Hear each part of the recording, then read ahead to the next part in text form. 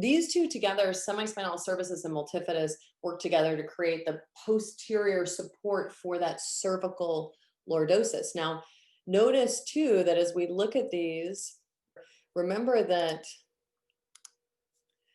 the semispinalis cervicis and the multifidus layer do not come up to the occiput. So most of what they are controlling is that lordosis kind of lower down in the cervical spine.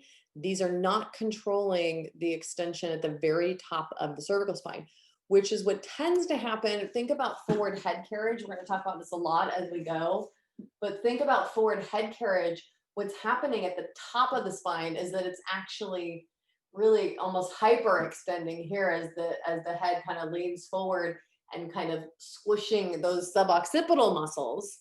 These deep extensors are going to be important to bring back that cervical lordosis without compacting the suboccipital area even more, which is what tends to happen in forward head carriage. We're going to work on the deep extensors now. So for tabletop, just come into a neutral position here.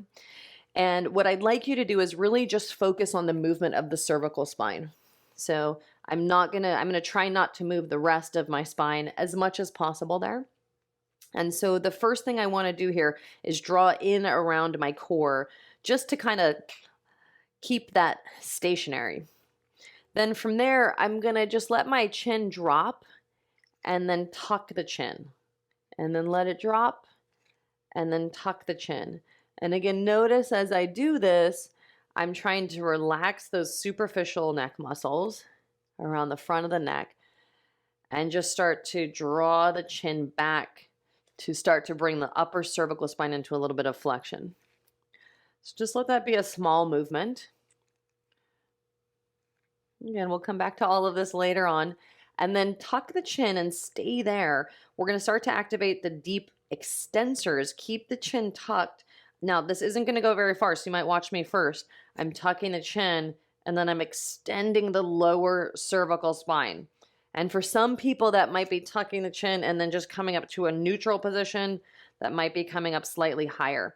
But what I want to feel is this deeper activation through this kind of mid and lower cervical spine. And then I can relax it there. And then I'm going to tuck the chin and then extend. And then we're going to do 2 holds. So relax there, tuck the chin, extend just a little bit there and hold. Now stay there and breathe. Notice that there's some softness around this, even though you're going to feel those deep extensors activating, supporting, and then release. And just a small movement, tuck the chin one more time. Start to extend that lower cervical spine.